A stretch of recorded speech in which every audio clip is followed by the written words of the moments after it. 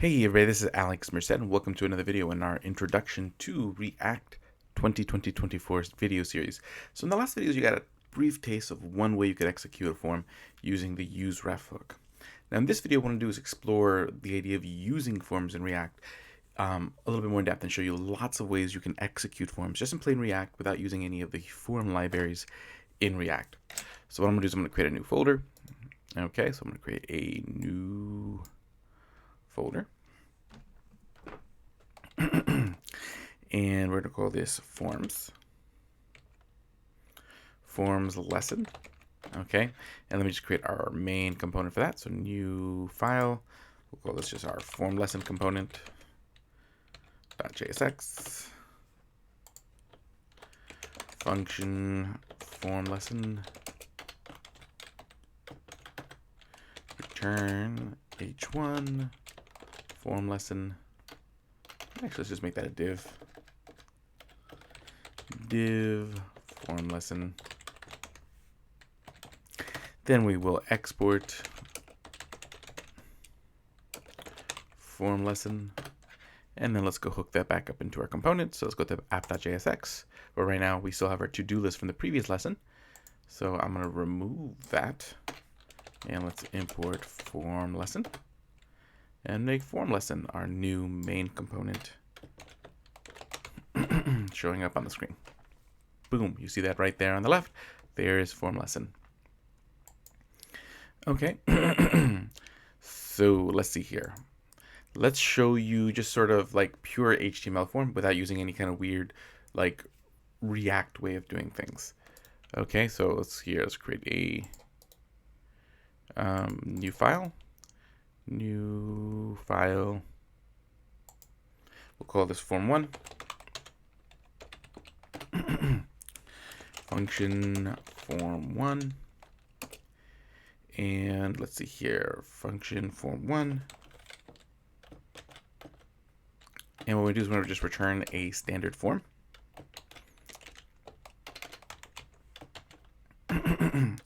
With an input that of type text. Now what's going to be important here is the name attribute. Okay, so we say, hey, name equals name. Okay. Let me adjust that.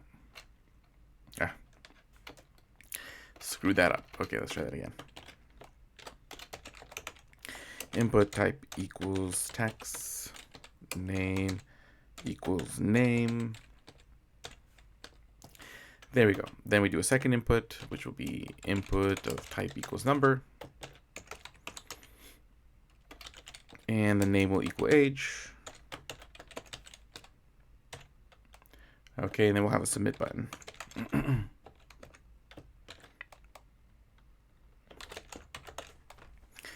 And in this situation, what we do is we just basically treat it like a normal HTML form. Okay, we do nothing particularly out of the ordinary.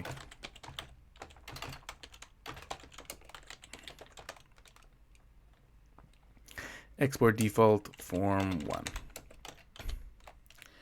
Okay, and essentially the way we would do this was regardless of which type of form we use, we will need a function to handle the submission of the form. Okay, so we can say, hey, handle submit. Well, first we need the const handle submit. We'll do this as an arrow function. And again, this is going to be a function for handling the submit event. So it does receive the event object, which I plan on using because I want to override the natural behavior of a form to like basically make a request to a server and refresh the page. So we're going to do a event.prevent default to do that. Okay, again, if you want to learn the basics of using HTML forms, watch my basic HTML forms masterclass where I go over these kind of things. Okay, this is not necessarily a lesson on just basic HTML and how forms work with JavaScript. So if you don't know what event.prevent default is, do make sure to go watch my videos on forms more specifically in HTML and JavaScript. Okay, event.prevent default. Okay, and then this event is going to be how we handle the submit event. So we say on submit equals handle submit. And so now the idea is when we submit this form, it's gonna be using this function. Okay, but in this case, where am I gonna pull the data from the form? I could, there's a couple different ways I could do this. Probably the best way to do this is just to use the FormData object that's built into HTML and JavaScript. And the way I would do that is I would just first create FormData. So const FormData, which is going to equal a new FormData object, and I just need to pass it the form. Well, since the form is the target of the event, I can just do event.target, which should be the form. Okay, and that should give me the form data. And now I can do something like this. I can say, hey, console, or let's say alert name form data dot get name. Okay. Yep. And again, the idea is that this get has to be whatever the name property is. So that's why it's important that this name property, these two match here. Okay. And then we do an alert age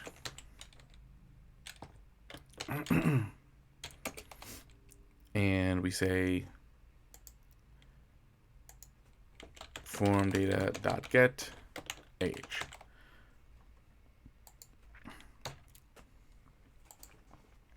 Okay. And now let's use this component. This should be all good to go. So let me go to form lesson here and let's import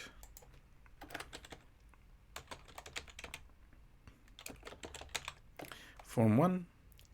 And let's here, let's do this. H1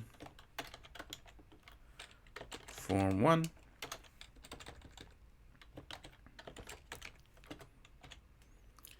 And there we go. Let me just save this.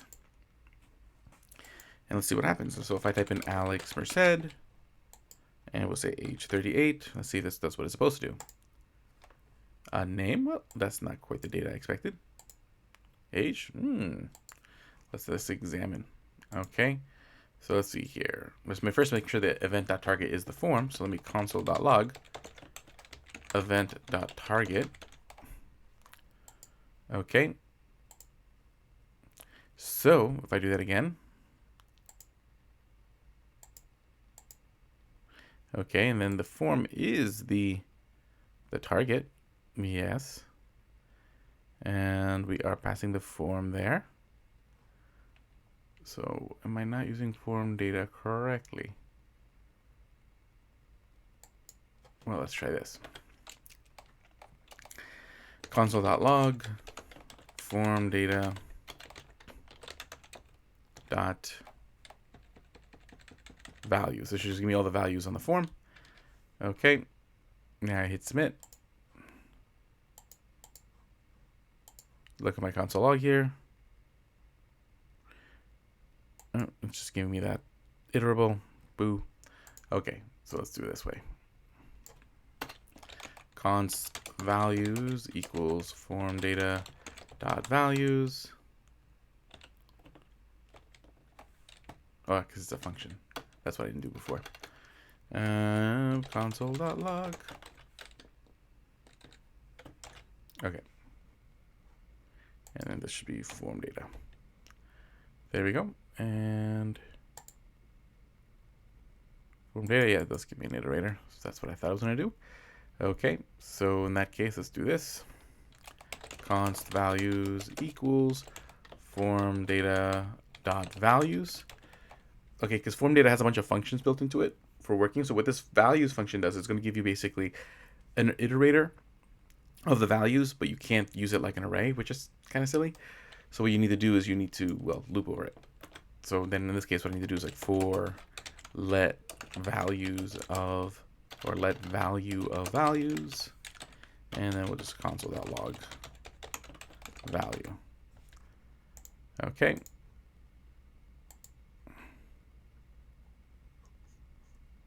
And the values are there. Okay, so it does work. Alex Merced, 38. That is all well and good. So the values are there. Okay. And then just to be 100% sure, I'm also just want to do a console.log FormData.get, and I want to get name. And console.log, FormData.get, and we're going to do age. Get the age property out of there. Okay, and just make sure that I get all the right console logs when I hit submit. Yep, okay, it's working. Okay, so I can get the data from the form this way. So this is probably the simplest way. Yeah, that's probably the simplest way. But there's a couple other ways you can do it in React. Okay, and again, this is possible now because this form data object was something that's kind of newer in HTML.js. So it makes this whole process much simpler. But some of the traditional ways you'll see when you learn React and you read like more React, hey, handle forms the React way type videos, you'll see these other alternatives. So I'm going to create a copy of this. And we're going to have form2. And this is going to be the form2 component. So let me just go change this to form2.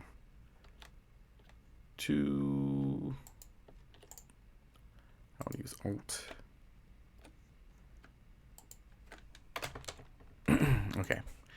And then in this case, the big difference here is we're going to use that useRef hook. So again, the useRef hook allows us to essentially access the individual DOM node in a React way. So we just can import useRef from React. And then what I can do is create a ref for the inputs if I want to, or I can create a ref for the form, however I want to do it. Okay, but we'll pretend we're doing the inputs. So I'll say, hey, const name input equals useRef null. Const age input equals useRef null. And this is fine for like 2 or 3 inputs. Once you start having like 5, 7, 8, 9 inputs, this gets pretty tedious. So oftentimes this doesn't make as much sense in that situation. But then what we do is we just take those refs and we add them as a ref prop here. So this would get the name input ref, and this would get the age input ref. So we still have our handle submit. So this would pretty much work exactly the same. The only difference is that now we get the age value, const. First I'll console log so you can see that console.log, that name input, and what these like ref objects are, age input. So let's do that first. Okay, so if I were to hit, actually let me go bring this into my form lesson. Okay, let's import form2.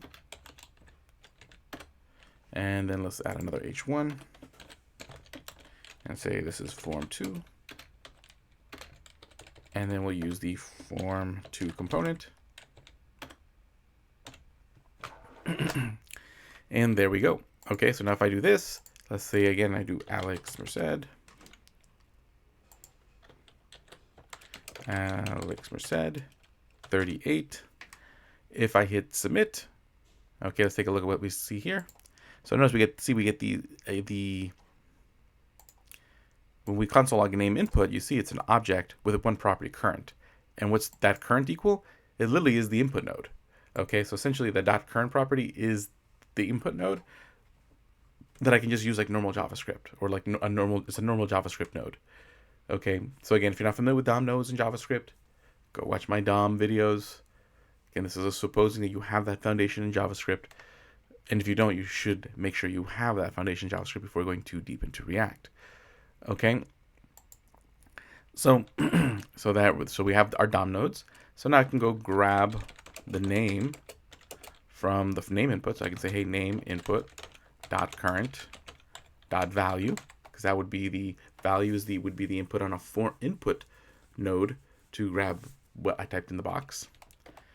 Okay, and then do the same thing. Const age equals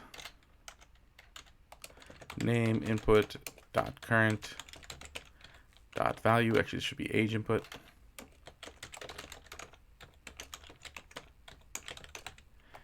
And then we can okay, And then what I can do is I can console.log name and age. So now I have those values. And again, once I have these values, that's what's important. How do I get the values from the form? Once I have the values from the form, then I can do whatever I want. I can go, make an API call to make I use a fetch to do a post, the put, whatever, to some third-party API to go submit this data.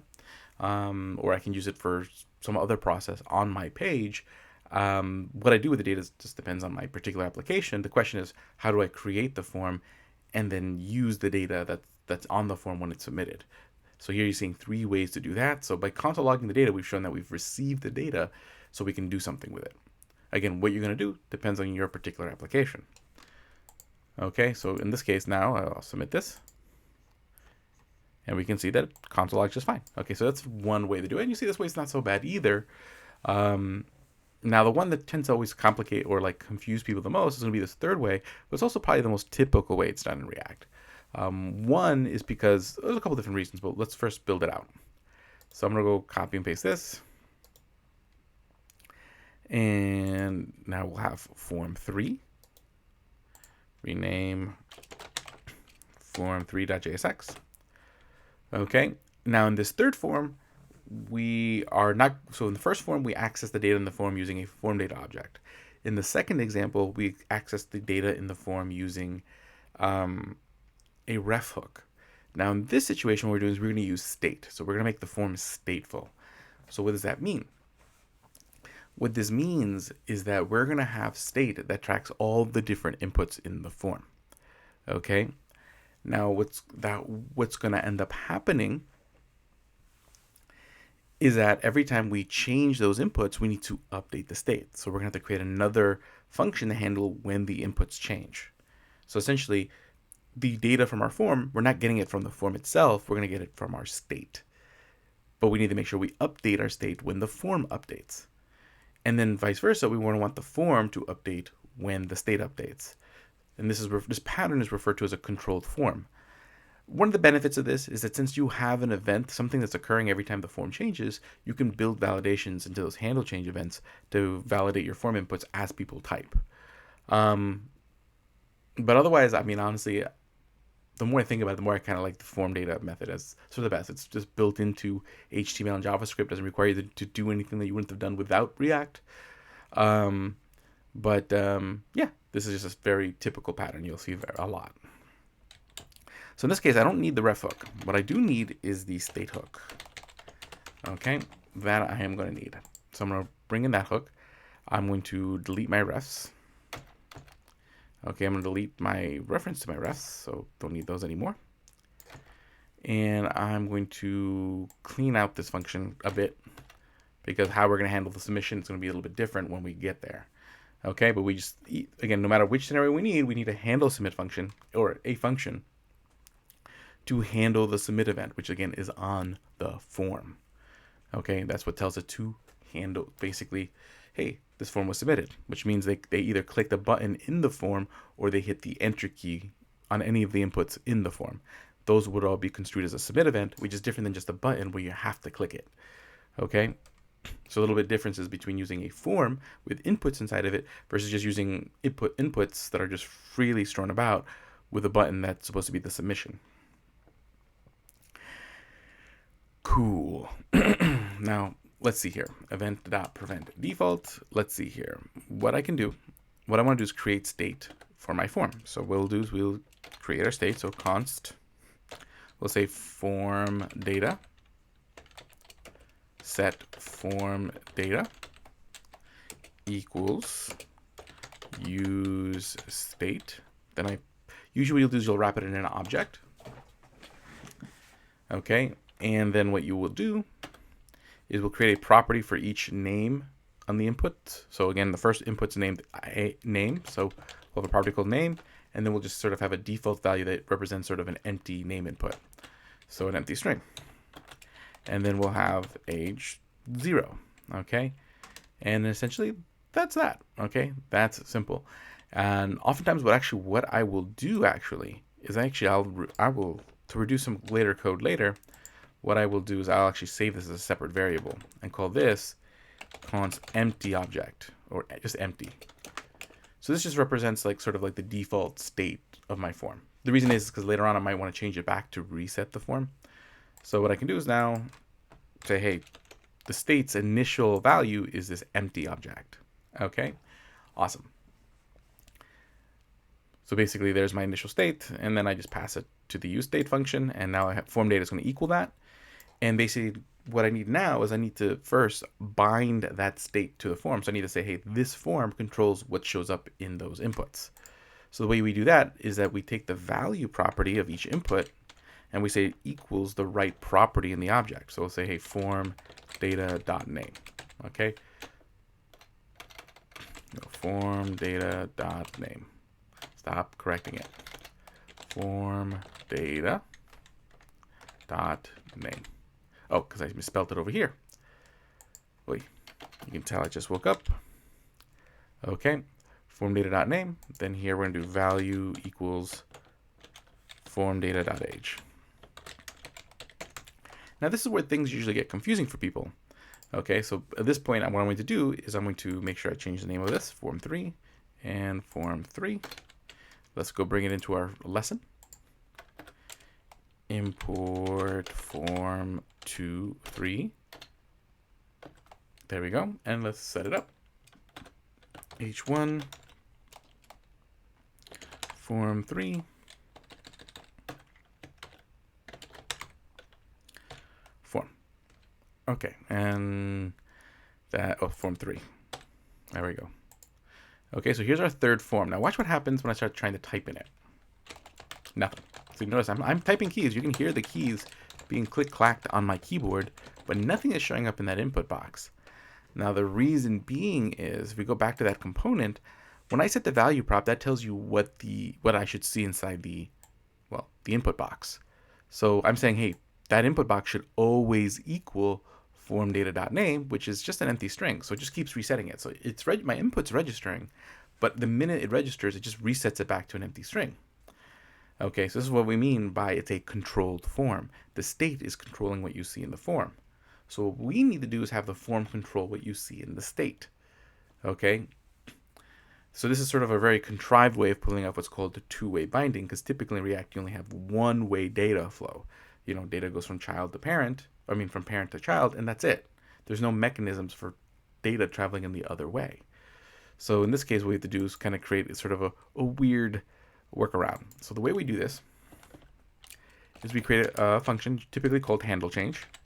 Again, the function name is arbitrary, but the idea is that this function runs whenever we change the inputs. So that means it's going to be an event function, so we're going to want the event object.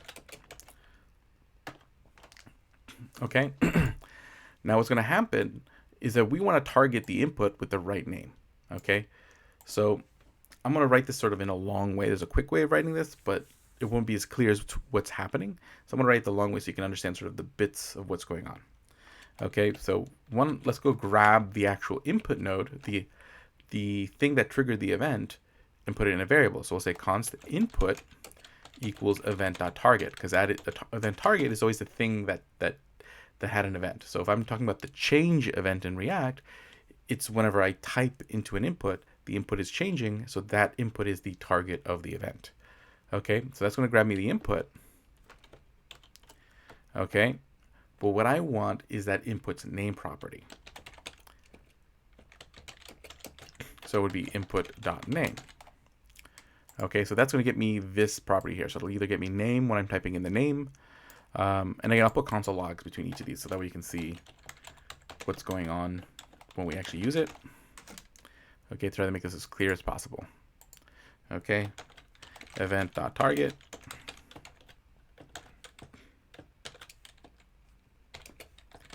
And then here we'll say console.log name. Okay, so once I have the name property, this allows me to dynamically, I can use that because the state, again, the state, each key matches that name. So now I can dynamically select which key I want to update in the object. So remember from previous videos, I talked about how you can't just update the object. You have to create a copy of the object that has the updated values. So next I want to create the copy of the object. So I'll say const copy of state. And that's just going to equal a new object. I use a spread operator to copy all the old state. So dot dot dot form data, because it's form data is the state. And then I do a, and then yeah, that will stop there. Okay, and if I console.log state,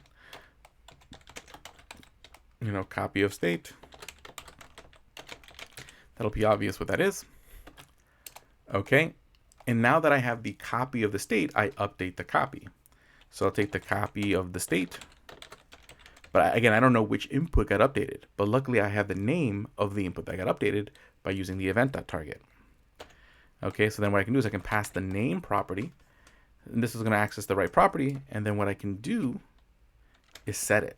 Okay, and then what I'll set it is to the input.value. So I'm setting it to the whatever the current value of the input is in that moment that this event was triggered. Okay, so even though, again, our state keeps undoing what we type, the moment this event happens, we do have that typing, the result of our typing. So it can update in that moment.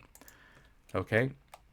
And then now that we've updated the state, or now that we've updated this copy of the state, we want to set the state to this new, and again, I'll console.log the copy of the state so you can see that the copy of the state changed afterwards.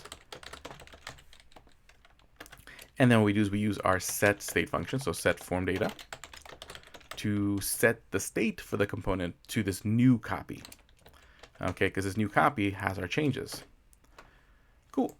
And that's going to then rebuild the component, so then the form will reflect the new state. Okay, so now what we do is we attach this to each form input. So we say handle change, or actually it's on change equals, and then we attach the handle change function. On change equals handle change. And now it's starting to get a little cluttered. So the best thing we can do is just, clean this up a little bit. So generally when you start having too many props, this is what you do to make it look a little bit nicer. Okay, you give each prop its own name, like so. And that makes it a little bit easier to read. So I can see, okay, this input has these 4 props, and you can see that both of these inputs are using the handle change. Okay, so the idea is that now when I click on the handle change function, or not when I click, whenever I type in the form, you'll see that the state changes. So what I'm going to do is I'm going to head over to the React Dev Tools here in Components. Or actually, I already have all those console logs, so let's just use that. Let me just clear the console. Okay. There we go. Now let's type this in. Let's say Alex Merced. And you can see all the console logs. Every time I type, it's changing. So as you can see here, the event.target is the input. Okay, the input, the thing that I typed into. And then when I grab its name property, you see that it equals name. So then when I update it, so I create the copy. So it's the copy of the existing state. But then after I update it, see the state reflects the last keystroke. Okay, so that's essentially what the handle change function is doing. It's just every time I make an update, every time I hit a keystroke in that input box, it's updating the state. And then since the state is updated, when the component re-renders, the form shows the updated state. Okay. Yes, like I said, this is probably the most complicated of the 3, and it's also the most used. Because again, what you can do is that in this handle change function, you could include validation. So you can double check, I could put like if name, and then put my checks to see, hey, is this input correct? And then be able to trigger like little alert saying, hey, not enough characters for your password, or, put colors that show that this is like a good password or not. So this allows you to have that sort of instant response, because this function runs anytime the form changes. So I can respond to that. Okay, so that's essentially what this does. I'm going to comment out all these console logs because we really don't need those anymore. But essentially, this is what it all breaks down to. Now, I could do this all in one line. Just to show you how that would look like on one line, it would look something like this. I would say like set form data, and then I would set it to a new object, but that new object starts out as a copy of the existing form data. But then I'm going to change one property, and that property is going to be event.target.name, whichever one that is, and we're going to change it to event.target.value. This essentially, this one line here, does exactly what I did across these 5 lines here. Okay, I just wrote it this way so that way you can see what's going on more clearly. Okay, but eventually you kind of want to understand this, because you'll see this a lot in React, and it's just, takes up less space. Okay. Oh, again, nothing wrong with this. It's more clear, easy to read. Okay, and there's something to be said for that. Okay, cool. But the form, now we are collecting the data in the form. So technically now the data is in the state. So this is always going to have whatever's typed in the form, which I can then use in the handle submit. So now using the data in the handle submit is simple as just saying, hey, I want a console.log FormData.name, console.log FormData.h. Okay, and now if I submit the form, I just change this to 38. Okay, and I hit submit. And there we go. Alex Merced, 38. Okay, so those are the three ways. Again, the controlled form, which is this one right here, is probably the most complicated. It's not that complicated once you see it. Essentially what you're doing is you're just saying, again, the state changes the form, but then editing the form should change the state. So you have to create, you're binding each input to the state, and then you have a handle change function that updates the state. Now, a couple gotchas in this approach to keep in mind is that what if you have like nested properties? Okay, then you have to be there's a couple different ways you can handle this. You can have like multiple versions of the handle change that handle like different. So if you have nested objects, you can create a special version, like a handle change 2, that handles that particular nested object and any inputs that should update that nested object. Or what you can do is you can just lift everything up to the top level and then rebuild it in your handle submit logic. There's a couple different ways you can handle that. Oftentimes, forms are really difficult to kind of capture sort of nested items in. I do have a video about handling nested items in forms, and I will refer you to that, because that can be literally like, it is a half-hour video in itself. But just keep in mind, like, where the complications begin is once you start handling like nested. My advice, I think the simplest solution is to just not nest anything when you're handling the form, and then you just rebuild things with the submission. So then I would go back and take the individual inputs and rebuild the shape of the object that I want. So that way the execution of the form can just use one handle change function. The only time I would need another handle change function is for inputs that aren't text,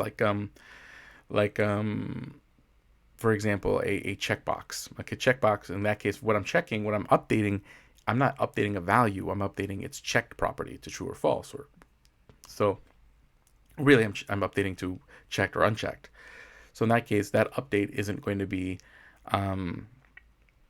as simple as just what I did here.